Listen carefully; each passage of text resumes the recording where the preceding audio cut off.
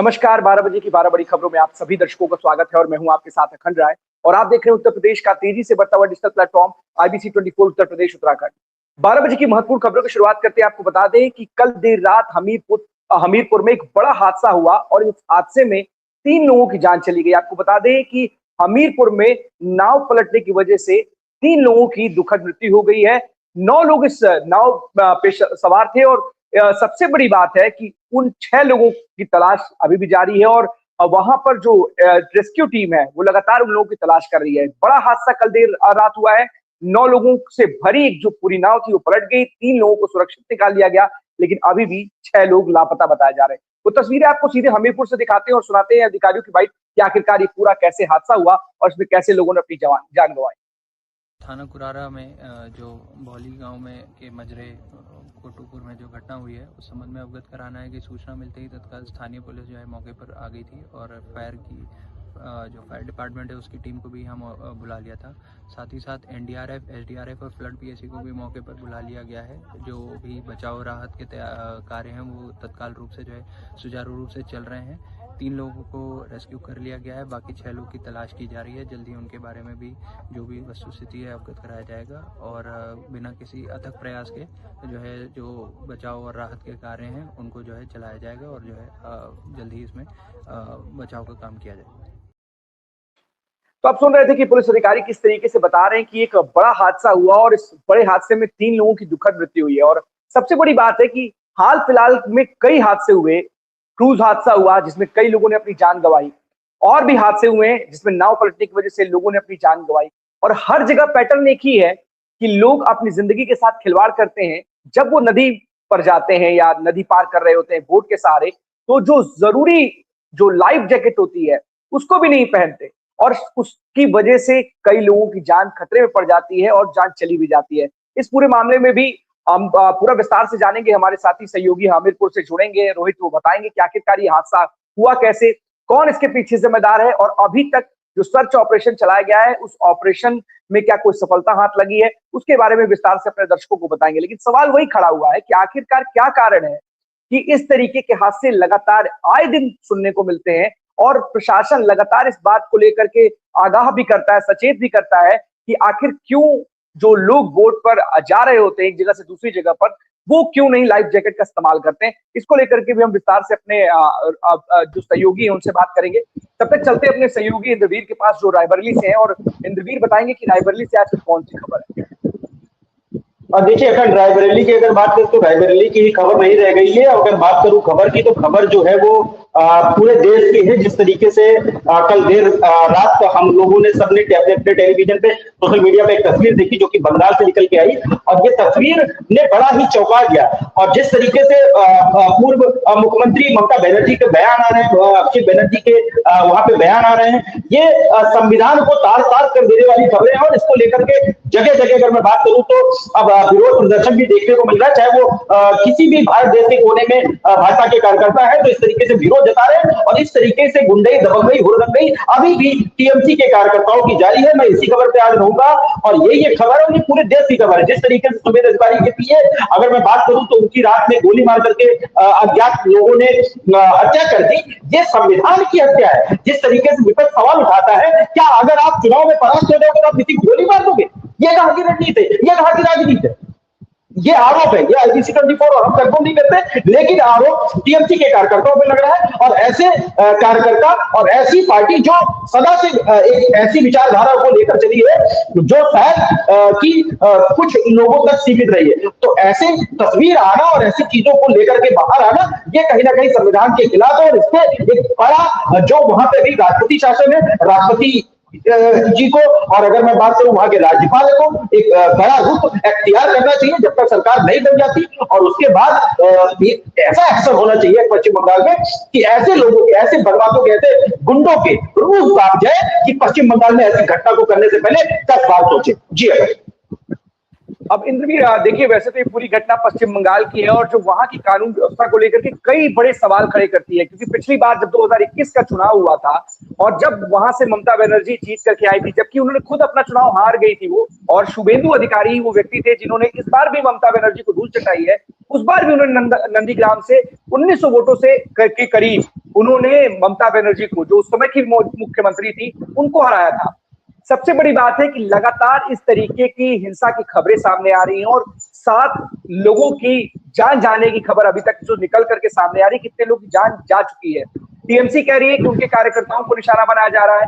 BJP के भी 2 कार्यकर्ता थे और किस तरीके से कल जो पीए है शुभेंदु अधिकारी के, उनके निजी सहायक थे, उनके ऊपर इस तरीके का जानलेवा हमला हुआ जिसमें उनकी मृत्यु हो गई, और उनका जो ड्राइवर है वो अभी भी जिंदगी और मौत से लड़ रहा है। सवाल यही खड़े हो रहे हैं और लोगों को एक बात की याद आ रही है, और वो बात ये है कि उसको यूपी से कनेक्ट करते हैं। आपको याद होगा कि एक घटना घटित हुई थी प्रयागराज में, दिन दहाड़े एक वकील की हत्या कर दी जाती है। योगी शासन में जिस तरीके से उस वकील की हत्या की जाती है, उसके बाद कई गंभीर सवाल खड़े होते हैं कि आखिरकार इस तरीके का गुंडाराज कैसे चलेगा। उस घटना के बाद 2 बड़े अपराधी जो जेल से अपने सिंडिकेट को चला रहे थे, उनकी भी हत्या हो जाती है बीच चौराहे पर, और जो बड़े अपराधी थे, दुर्दांत अपराधी थे, जिनकी करनी किसी से नहीं छिपी थी। अब इसी तरीके के कमेंट सोशल मीडिया पर देखने को मिल रहे हैं, बहुत सारे ऐसे कमेंट्स देखने को मिल रहे हैं और उसकी बाढ़ सी आई है। फिलहाल अभी सरकार बीजेपी की नहीं बनी है, लेकिन बहुमत उसके पास है। 207 विधायकों का 207 विधायक जीत करके विधानसभा पहुंच गए हैं। अब नई सरकार का शपथ ग्रहण 9 तारीख को होने वाला है। उस शपथ ग्रहण के बाद तस्वीर साफ होगी कि जिस तरीके से पश्चिम बंगाल में इस वक्त हिंसा की आग में जो जल रहा है, जगह जगह हिंसा की घटनाएं आ रही हैं, और बीजेपी के कार्यकर्ताओं को, जबकि सरकार नहीं है अभी, लेकिन फौरी तौर पर या कहें मौजूदा तौर पर आज ये भंग हो जाएगी विधानसभा, तब तक तो कल ये घटना घटी तब तक तो मुख्यमंत्री ममता बनर्जी थी। ऐसे में तमाम आरोप बीजेपी के कार्यकर्ता टीएमसी पे लगा रहे हैं, लेकिन टीएमसी ने इससे किनारा कर लिया। उन्होंने बोला है कि कड़ी नहीं, हम निंदा करते इस पूरे घटनाक्रम की। सवाल ये फिर से उठ खड़ा होता है कि क्या एक बार फिर से जो घटना यूपी में घटित हुई थी, जिस तरीके से जो बड़े अपराधी थे जिन्होंने इस घटना को अंजाम दिया था, जिस तरीके से उनकी हत्या हुई थी, उस तरीके से पूरे मीम्स की बाढ़ आ चुकी है सोशल मीडिया पर। आप जगह जगह देखेंगे तो इस तरीके के सवाल उठ खड़े हुए कि क्या इस तरीके की चीजें घटित होंगी। इंद्रवीर, क्या रायबरेली में भी इस पूरी घटना को लेकर के क्या बीजेपी कार्यकर्ताओं के मन में रोष है या कोई बात को कह रहे हैं? देखिए बिल्कुल है, सोशल मीडिया पर तो नहीं बिल्कुल है। और रायबरेली में नहीं, देखिए जिस तरीके से किसी भी राज्य की हो, हमने आपसे पहले भी कहा, आपने कहा कि बंगाल चुनाव नहीं, ये भारत देश है, और इस भारत देश में जिस तरीके का संविधान है, वो संविधान एक जगह एक संविधान है, और वो संविधान पूरे भारत देश पर लागू होता है, और वही संविधान ममता बनर्जी के ऊपर लागू होता है, वही संविधान बीजेपी के कार्यकर्ताओं के ऊपर लागू होता है, वही संविधान जितनी भी हमारी पार्टी है हमारे भारत देश की, उन सब के ऊपर लागू होता है, वो आम नागरिक के ऊपर लागू होता है। लेकिन इस तरीके की एक आकर के और ऐसे फ्रंट ऑफ द वे की जाकर के गोली मार देना, ये कहीं ना कहीं राजनीति, और इस राजनीति की उसमें एक आम आदमी मारा गया। पीए भी एक आम आदमी था, पीए मतलब वो उनके लिए काम कर रहे थे, ना कि वो कोई पद पे लगे। तो इसी तरीके से लोग जो है मारे जा रहे हैं, और बंगाल में जगह जगह जब से चुनाव हुआ है, कहीं बीजेपी के जो है कब्जा किया जा रहा है, कहीं टीएमसी वाले कब्जा कर ले रहे हैं। तो इस उससे अब जो नेतृत्व है, अब जो संगठन है, अब जिस को वहां की जनता ने चुना है, उनको या सरकार को, वहां की, या यूं कहें कि केंद्र की सरकार को अब इसमें हस्तक्षेप करना होगा, वहां की गुंडागर्दी को बंद करना पड़ेगा। अब चूंकि बंगाल हो, बंगाल के बाद उत्तर प्रदेश चुनाव हो, तो इसमें भी अगर देखिए, मैं ये नहीं कर रहा हूं, मैं फिर कहूंगा किसी भी पार्टी में मैं कोई चुनाव लड़ूंगा, मैं हारूंगा, तो शायद मेरे अंदर भी नाराजगी होगी, और वो नाराजगी होना एक आम ह्यूमन होने के नाते डेफिनेटली वो बनती भी, लेकिन नाराजगी इस हद तक चले जाना और ये घटना कर देना, ये कहीं मैं ये नहीं कर रहा, फिर कहूंगा हम कंफर्म नहीं करते, और ना ही जैसे आपने खुद कहा कि टीएमसी ने खुद इस घटना की निंदा करी है, और ये होना भी चाहिए। ये पॉलिटिक्स पार्टी को ये कहना भी चाहिए, और ये अगर है भी तो सही है, और नहीं हुआ तो ठीक है, लेकिन आखिरकार ये फिर इस घटना के पीछे कौन थे, उनको जो है इसके तमाम सारे उसको लेकर के बात करनी चाहिए, और इस पर सख्त एक्शन होना चाहिए 9 तारीख सरकार बनने के बाद। मेरा सिर्फ इतना कहना है, और सिर्फ ऐसी घटना चूंकि अब पश्चिम बंगाल देखे मिले, अब जिस तरीके से अलायंस की बात होती है, इंडिया अलायंस था, इंडिया अलायंस है नहीं है ये किसी को नहीं पता। 2023 के बाद इंडिया अलायंस कहां गायब हो गया पता नहीं चला। तो ऐसे तमाम सारे लीडर हैं जो अपनी अपनी पार्टी का नेतृत्व करते हैं, उन सबको सोचना पड़ेगा कि चुनाव आना जाना हार जीत लगी रहेगी, लेकिन ऐसी घटनाओं को अंजाम देने पर ब्रेक लगाना पड़ेगा विपक्ष को भी और पक्ष को भी। जी बिल्कुल, काफी रोष है लोगों में और उसका गुस्सा साफ तौर पर न सिर्फ पश्चिम बंगाल में ही है बल्कि देश के हर एक कोने में देश के हर एक कोने में ये गुस्सा साफ तौर पर देखा जा सकता है। और जो भी ह्यूमन बीइंग है, मतलब जो भी इंसान है, उसको इस घटना के बाद बिल्कुल गुस्सा आएगा, क्योंकि 2021 में तो ममता बनर्जी की सरकार थी, उनके गुंडे उत्पात मचा रहे थे।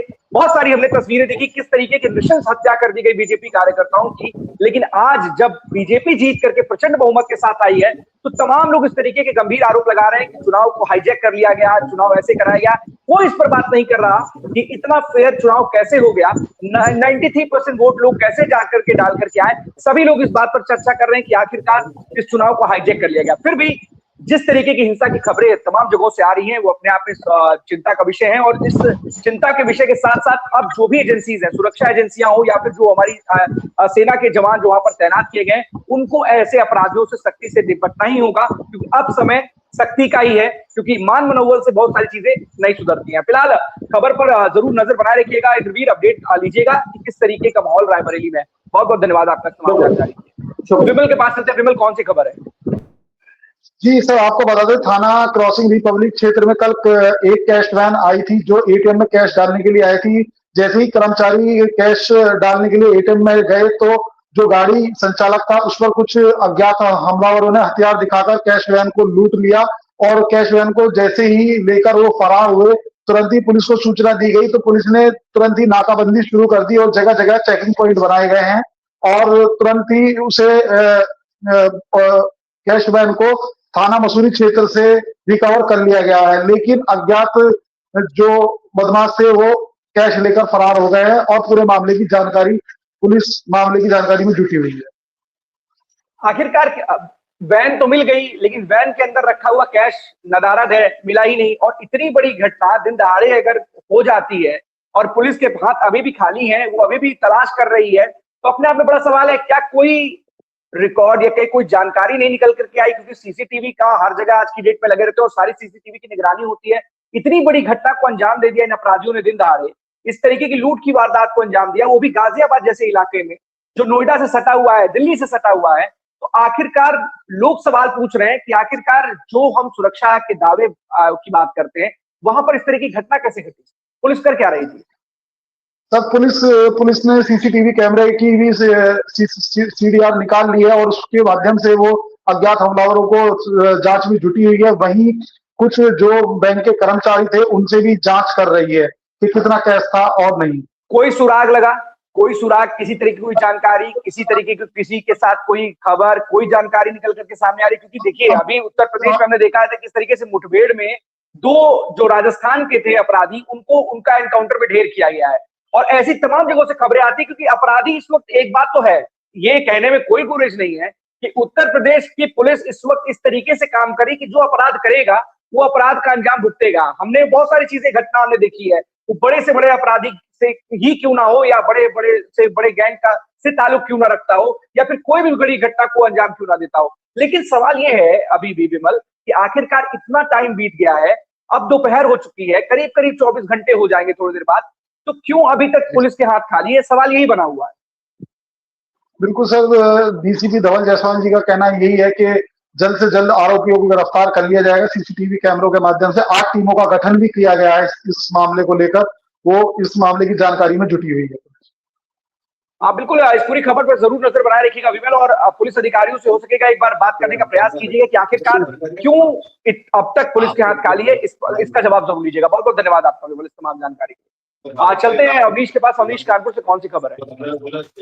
खंड बिदुनु थाना क्षेत्र है, यहाँ पर रामगंगा नहर पड़ती है, जहां पर जो है एक बस है जो कि प्राइवेट कंपनी में लगभग 19 से 20 लोगों को लेकर के जा रही थी और डंपर ने जो है उसमें टक्कर मारी, जिसके बाद जो बस का चालक था, डंपर की टक्कर लगने से ही वो वहां से बस से कूद गया, जिसके बाद में जो बस है वो अनियंत्रित हो गई और वो सीधे जाकर के जो रामगंगा नहर है उसमें जा गिरी और उसमें लगभग 20 लोग जो सवार थे वो सभी जो है उस रामगंगा नहर में जो है डूबने लगे। वहां से जो राहगीर निकल रहे थे वो तुरंत जो है उन्होंने तुरंत रेस्क्यू वाला जो व्यवस्थाएं हैं उसको चालू किया और उसके बाद पुलिस को सूचना दी। सबसे बड़ी बात यह है कि अखन जो ड्राइवर था अगर वो उस जगह से कूद करके ना भागता तो हो सकता है कितना बड़ा हादसा ना होता। फिलहाल सबसे बड़ी बात सबसे अगर अच्छी बात कही जाए तो ये सबसे अच्छी बात रही है कि उसमें कोई भी जो है जनहानि नहीं हुई है। लोग लोग हैं वो घायल जरूर हुए हैं लेकिन उनमें से किसी की जनहानि की जो सूचना है वो अभी तक नहीं आई है। जो लोग हैं जो घायल हुए उनका इलाज चल रहा है और ये जो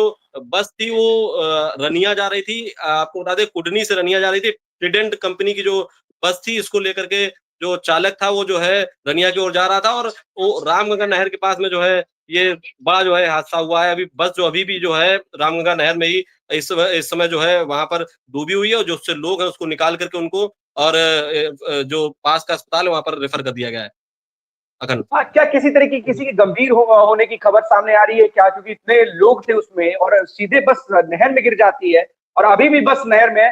अगर उसमें से सकुशल सारे यात्री सुरक्षित निकल गए या निकाल लिए गए तो अपने आप में बड़ी बात है। लेकिन सवाल ये है क्या किसी के गंभीर होने की खबर सामने आ रही है? क्योंकि बड़ा हादसा है ये। बिल्कुल लगभग जो सूचना है उसमें 19 लोग थे। 19 लोगों में जो है जो ड्राइवर के साथ में सहयोगी होता है वो भी था। फिलहाल ड्राइवर को की टक्कर डंपर की टक्कर लगी तो ड्राइवर वहां से जो है कहीं ना कहीं बस से कूद गया था और जो 19 लोग थे उनको जो ग्रामीण है उन्होंने तुरंत जो है रेस्क्यू किया और उसके बाद में उसको बाहर सभी को निकाल लिया था। हमारे पास कुछ तस्वीरें भी हैं। अगर साइमन से कहेंगे वो तस्वीरें अगर दिखाएं तो साफ तौर पर दिखेगा किस तरीके से जो है वहां पर जो है नहर में बस डूबी हुई है और लोग जो है जो ग्रामीण हैं वो निकाल रहे हैं। सबसे अच्छी बात अगर कही जाए जो लोग हैं राहगीर हैं जिन्होंने जो है तत्परता से काम किया वहां पर अगर वो तुरंत ना पहुंचते क्योंकि बस जो है लगभग डूब चुकी थी। जो लोग हैं उस बस के अंदर फंसे हुए थे उनको अगर उस वक्त पर अगर निकाला ना जाता तो जिस तरीके से जो है हो चुका है। एक हादसा आपने साफ तौर पर देखा होगा जहां पर जो है स्टीमर डूबने के बाद में कई सारे लोग जो है उसमें उनके कई लोग की डेथ हो गई थी लेकिन फिलहाल जो वहां के लोग थे उन्होंने तत्परता दिखाते हुए जिस तरीके से जो है रेस्क्यू किया है 19 लोगों की जान बचाई है तो एक बड़ी बात है। कहीं ना कहीं जो है उनको उनका भी जो है कहीं ना कहीं रेस्क्यू काम आया और लोगों की जान बच गई है। वो तस्वीरें अगर दिखाएंगे तो आपको साफ तौर पर पता चलेगा कि किस तरीके से जो है लोग ग्रामीण जो है वहां पर रेस्क्यू करते नजर आ रहे हैं। अखन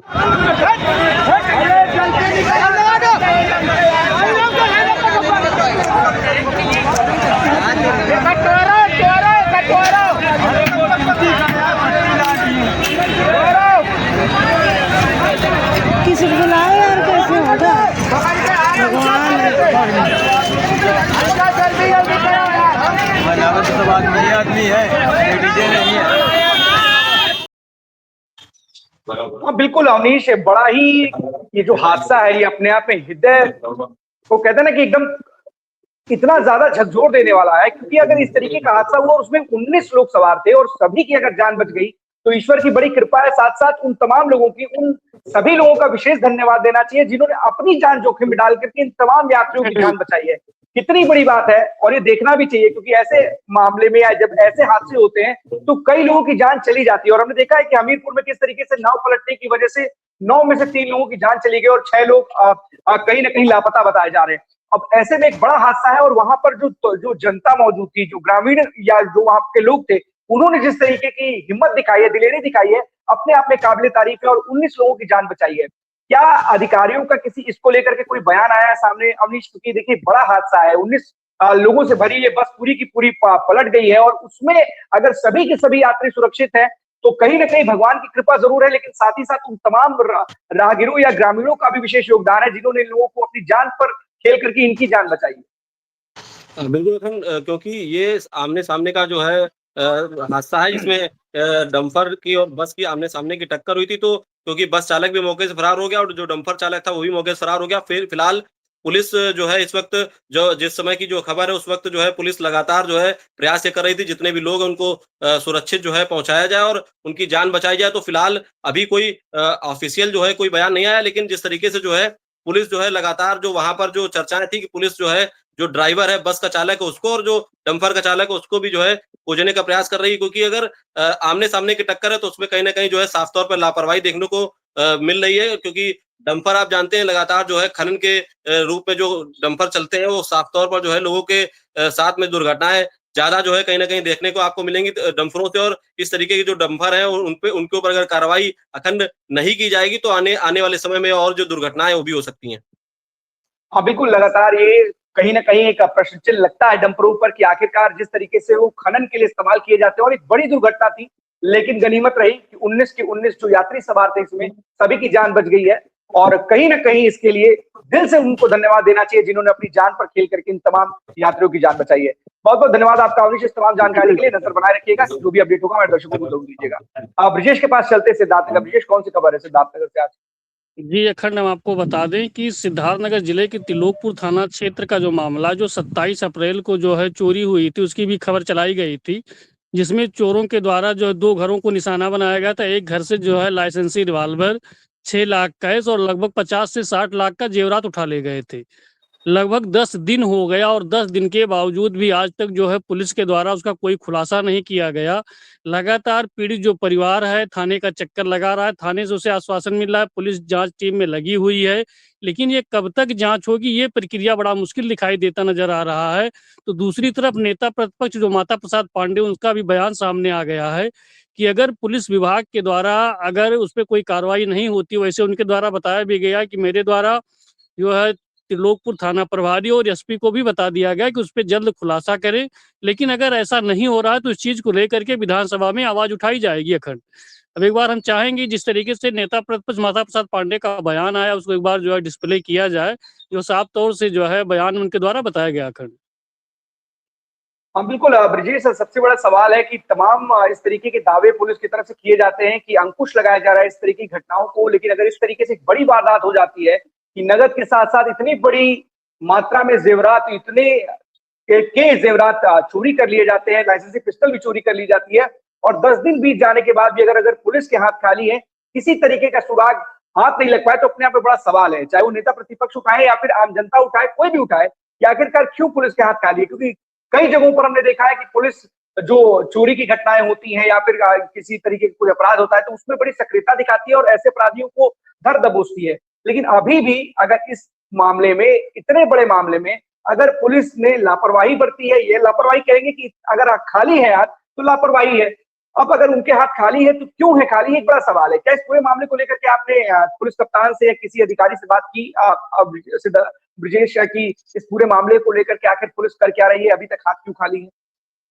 देखिए इस संबंध में जब सीओ जो है डुमरियागंज से बात किया गया था तो उनके द्वारा बताया गया था कि जो है उस जो मामला है काफ़ी जो है संदिग्ध है, और वैसे वहाँ जो है सर्विलांस प्रभारी और स्वाट टीम लगाया गया है, लेकिन बात टीम लगाने की नहीं, यार मतलब क्या लगभग है? 10 दिन। संदिग्ध नहीं, संदिग्ध का मतलब तो ये बात हो रही है, इसका मतलब ब्रिजेश की जिसने ये आरोप लगाए हैं उसके ऊपर ही शंका है, क्या ये कहना चाह रही है पुलिस? नहीं अखंड, देखिए जिस तरीके से पुलिस के द्वारा जब जांच किया गया तो वहां वैसे कुछ मिला नहीं था, क्योंकि सर्विलांस टीम और जो है लगाई गई है बता रहे हैं, और स्वाट टीम भी लगाया गया बता रहे हैं, जल्द खुलासा होगा। लेकिन खुलासा कब होगा ये सबसे बड़ी सोचने वाली बात है, क्योंकि आज 10 दिन हो गया लगभग, और 10 दिन में अगर चोरों को अगर खुलासा नहीं हो रहा है, पीड़ित परिवार लगातार परेशान है, तो संदिग्ध मान क्या के है? चलिए लगभग संदिग्ध मतलब संदिग्ध वाली बात नहीं हो रही, पुलिस को क्या संदिग्ध लग रहा है, क्या संदिग्ध है? जो जिसने चोरी की घटना को अंजाम दिया है वो लोग संदिग्ध है, या जिसने चोरी की आरोप लगाए हैं, चोरी की कंप्लेन लिखवाई वो संदिग्ध है संदिग्ध कौन? देखिए कल जिस तरीके से बयान जो सामने आया है, पुलिस का यही मानना है कि हो सकता है कोई नजदीकी हो, क्योंकि जिस तरीके का चोरी हुआ है, जहां सभी जेवरात रखे थे और सभी जेवरात एक ही जगह रखे थे, ऐसे में कहीं ना कहीं संदिग्ध तो है, मामला स्पष्ट दिखाई दे ही रहा। क्योंकि अगर कोई भी परिवार अगर कहीं अपनी जेवरात को रखता है तो शायद उस परिवार के लोग ही जानते होंगे, या फिर कोई हो सकता है और जानता हो, क्योंकि जिस तरीके का चोरी हुआ है, सभी जेवरात एक ही जगह थे, लाइसेंसी रिवाल्वर था, वो सबसे बड़ी जो है अखंड सोचने वाली बात है। लेकिन दूसरी तरफ अगर पुलिस लगातार अगर अब तक अगर सही तरीके से अगर शायद जो है छानबीन किया होता तो पुलिस कहीं ना कहीं जो है चोरों को पकड़ लेती, लेकिन अब पता नहीं कैसे काम कर रही कि जो है 10 दिन बीत जाने के बाद भी जो है आज तक कोई खुलासा ही नहीं हो पाया। अखंड, अब दिक्कत यही है कि अब जब मामला ही संदिग्ध लग रहा है, वो संदिग्ध किसकी तरफ से है? हो सकता हो कोई अपनी अलग टीम बना रखी हो, जांच टीम गठित कर रखी हो और उस संदिग्ध की तलाश में पुलिस जुटी हुई हो, लेकिन अभी तक अगर हाथ खाली हुए हैं तो सवाल उठेंगे कि आखिरकार क्यों आपके हाथ अभी तक खाली है। और सबसे बड़ी बात है, ये सवाल उठने लाजमी है कि संदिग्ध भी अगर ये पूरा मामला है, अगर किसी ने झूठ बोला है या फिर कोई इसमें करीबी इन्वॉल्व है, तो उसको भी अभी तक या उस तक भी अभी तक पुलिस क्यों नहीं पहुंच पाई? क्योंकि पुलिस के तो हाथ बड़े लंबे होते हैं, वो कहीं भी पहुंच सकती है, दुनिया के उसके अस्त्रतंत्र होते हैं, किसी को भी पकड़ सकते हैं, जकड़ सकते हैं, लेकिन आखिरकार ये जो पुलिस का खुफिया तंत्र है या अभी जो भी उनका तंत्र है, वो सब फेल मार जा रहे हैं। इस पूरे मामले पर तो सवाल खड़े होंगे कि आखिरकार क्यों 10 दिन बाद भी यूपी की सिद्धार्थनगर पुलिस के इतने बड़े चोरी कांड में हाथ खाली है।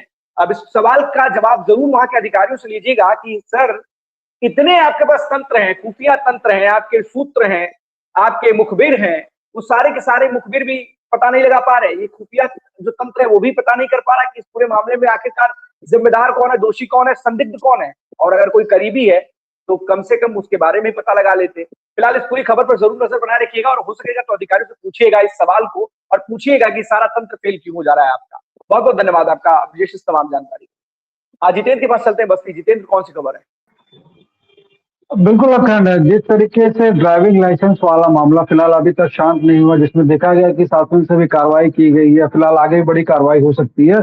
अखंड आपको बता दें कि मामला बस्ती के अमर शहीद सत्यान सिंह स्टेडियम का है, जहां स्वयं जो है भारत के प्रधानमंत्री नरेंद्र मोदी खेलो इंडिया के तहत कार्यक्रम भी करवाते हैं हर जगह पूरे देश में, जो कि खेल उनका पसंदीदा एक गेम भी है। और लगातार ग्रामीण स्तर की बात की जाए या शहरी स्तर की बात करें, ग्रामीण स्तर के जो खिलाड़ी है, जो छोटी प्रतिभा करने वाले खिलाड़ी है, उनको कहीं ना कहीं उच्च स्तर पर या बड़े स्थान पर ले जाने के लिए हमेशा प्रतिपक्ष रहते हैं। उनको ले जाने के लिए तमाम ऐसी योजना भी चलाते हैं। लेकिन बस्ती का अमर शहीद सत्यवान सिंह स्टेडियम में आपको बता दें कि एक ऐसे घोटाले का मामले सामने आया, जहां पे एक नहीं दो नहीं लगभग 9 करोड़ की बात सामने आ रही है। स्वयं लखनऊ से एक टीम यहाँ जांच करने भी आती है। फिलहाल आरोप पूरी तरीके से ये है कि जो 9 करोड़ रुपए वहां पे आए थे, यहाँ आने के बाद में एक संस्था को जो है तो दिया गया था, जिस संस्था के द्वारा सारा काम करना था। चाहे स्टेडियम का नेट की बात की जाए, नेट प्रैक्टिस जो की जाती है वहां की बात की जाए, चाहे स्टेडियम ग्राउंडों की बात की जाए, या स्टेडियम में जो है वॉलीबॉल है, हॉकी है, क्रिकेट है, शौचालय है, इंटीरियर डिजाइनर है, अच्छा, तो ये तमाम ऐसे जो चीजें थे उन सब की मरम्मत के लिए, उस सबके सुधार के लिए 9 करोड़ का बजट आया था। लेकिन अखंड इस पूरे बजट को आने के बाद अगर मौके पे बात की जाए तो आज पूरी तरीके से जो बजट था उस बजट के हिसाब से अगर बात की तो पूरा स्थान पूरी तरीके से खाली है। यूं कह सकते हैं कि कोई काम ही नहीं किया गया, या कुछ काम किया भी गया होगा थोड़ा बहुत तो उसके बारे में नहीं कह सकते। लेकिन ये साफ पूरी तरीके से आरोप ये साफ है कि जो बजट आया उस बजट का कहने के बंदरबाज बहुत अच्छे तरीके से किया गया कि लखनऊ से टीम को आना पड़ता है बस्ती यहाँ पे जांच करने के। स्वाभाविक बात है, बात छोटी नहीं हो सकती। इस वहां पे जो धरातल पे वहां अधिकारी गए, उन्होंने जांच की, वहां पे जो मौके पे हम लोग भी पहुंचे, मीडिया की टीम भी पहुंची, और देखा गया तो कहीं ना कहीं साफ तरीके से जिस तरीके से जो बजट मिला है स्टेडियम के नाम पे, वो पूरे तरीके से धरातल पे फेल होता हुआ नजर दिखाई दिया। लेकिन अब बात सबसे बड़ी कि 9 करोड़ का बजट था, कितने प्रतिशत काम कराए गए हैं, कितना बजट यूज किया गया है, कितने पैसे उसमें से बचे थे, किन लोगों का हिस्सा लगा, ये सारे संदिग्ध हैं। फिलहाल अभी तक जांच होगी, जो भी आगे कार्रवाई होगी वो देखा जाएगा। लेकिन सबसे बड़ी चीज है कि जिस तरीके से ग्रामीण स्तर के जो स्टेडियम जो बच्चे होते हैं उनको खेल की प्रतिभा करने के लिए तमाम व्यवस्थाएं की जा रही है, चाहे उत्तर प्रदेश के मुख्यमंत्री योगी आदित्यनाथ की बात की जाए, चाहे प्रधानमंत्री नरेंद्र मोदी की बात की जाए, लगातार ऐसे खेल किए जाते हैं। इवन बस्ती में जो पूरे भारत अगर बात की जाए, उत्तर प्रदेश में सबसे पहले अगर कोई खेल महाकुंभ हुआ तो ये बस्ती जिले में ही हुआ था, जो स्वयं प्रधानमंत्री नरेंद्र मोदी के द्वारा ये हुआ था। तो कहीं ना कहीं अखंड साफ कह सकते हैं कि जो बंदरबांट बस्ती का स्टेडियम में देखा गया वो अपने आप में बहुत बड़ी बात है। इस घोटाले की नींव कहां तक जुड़ी है, कहां तक कार्रवाई होती है, यह देखना होगा। लेकिन एक बात ये साफ है कि जांच के अधीन की बात की जाए तो वही जिस तरीके से लगातार अक्सर देखा गया कि जांच में सिर्फ हमें खाली शीशा ही दिखाई पड़ता है, लेकिन उसके जो टूटे हुए जो उसके टुकड़े होते हैं वो नहीं दिखाई पड़ते। तो फिलहाल अब देखना होगा कि जिसमें क्या कार्रवाई होती है। खंड हाँ, सही बात है जितेंद्र, एक बड़ा सवाल है जिस तरीके की आपने बातें बताई हैं। खेलेगा इंडिया तभी तो बढ़ेगा इंडिया। अब खेलेगा इंडिया तभी तो बढ़ेगा इंडिया, ये तो समझ में आ रहा है कि खेलेगा तो बढ़ेगा, लेकिन खेलने के लिए या उसके खेल से जुड़े हुए चीजों के लिए जो बजट आ रहा है उसके साथ ही खेला हो जा रहा है। मतलब उसके साथ ही खेला हो गया, मतलब उस बजट का ही पूरा का पूरा बंदरबाट है जिस तरीके से आप बता भी रहे हैं। और अगर खेल के लिए जो बजट है उसके साथ खेला हो जाए और फिर सवाल ना उठे, ये कैसे होगा। और इस बंदरबाट के लिए अगर कोई जिम्मेदार हो उसके ऊपर जांच ना बैठे तो सबसे बड़ा सवाल होगा कि आखिरकार खेलेगा इंडिया तभी तो बढ़ेगा इंडिया का जो नारा है, जो स्लोगन है, वो कैसे साकार होगा। क्या इसी तरीके से साकार होगा कि जो खेल को बढ़ावा देने के लिए जिस बजट को लाया जाए, जो महाकुंभ कराया जाए, वो महाकुंभ के लिए जब बजट या उस तरीके को उसको बढ़ावा देने के लिए बजट आए तो उसके साथ खेला हो जाए। और जब खेला हो भी गया उसके बाद जो जांच हो रही है तो उस जांच बंदरबाट होगी। तो आखिरकार इस जांच का कोई मतलब है? इस बंदरबाट का कुछ पता चल पाएगा कि केवल और केवल जो बजट आया है वो बंदरबाट हो गई? अब इस तरीके से जांच का भी कुछ अता पता नहीं चलेगा, चलती रहेगी जांच, कभी होगी देखा जाएगा। बिल्कुल, देखिए 9 करोड़ का बजट है, छोटा ये यूँ कहें कि छोटा मोटा बजट नहीं, 9 करोड़ का एक बस्ती के स्टेडियम के लिए बहुत बड़ी बात है, क्योंकि ग्रामीण स्तर के जो खिलाड़ी होते हैं वो शहर में आते हैं। यहाँ तक की बात की जाए, हम लोग स्वयं स्टेडियम जाते हैं, रोज सुबह वहां जाते हैं खेलने के लिए, प्रैक्टिस करने के लिए, तो जो है। लेकिन अब वहां पे जैसे लगातार हम लोग भी जाते हैं, देखते हैं तमाम बस्ती के ऐसे तमाम लोग आते हैं। यहाँ तक की बात की जाए, बस्ती के जो नेता लोग हैं वो स्वयं स्टेडियम में सुबह लोग आते हैं। लेकिन सुविधा के नाम पे बात की जाए कि उसका जो बजट आता है उस बजट का ही बंदरबाट कर लिया जाए, कोई सुविधा नहीं ना दी जाए। बट क्योंकि हम लोग स्वयं वहां जाते हैं तो देखते हैं जिस तरीके से नेट पटा हुआ हम लोग को वाकई में जो सामने दिखाई पड़ता है, प्रत्यक्ष है कि नेट वहां पे टूटा हुआ रहता है। यहाँ तक कि जो बनाए गए हैं वहां पे शौचालय की स्थिति बात की जाए, पानी जो वाटर कूलर की बात की जाए, कारण आज भी वर्तमान में अगर बात की जाए तो वो स्वयं वाटर कूलर आज भी चालू नहीं है।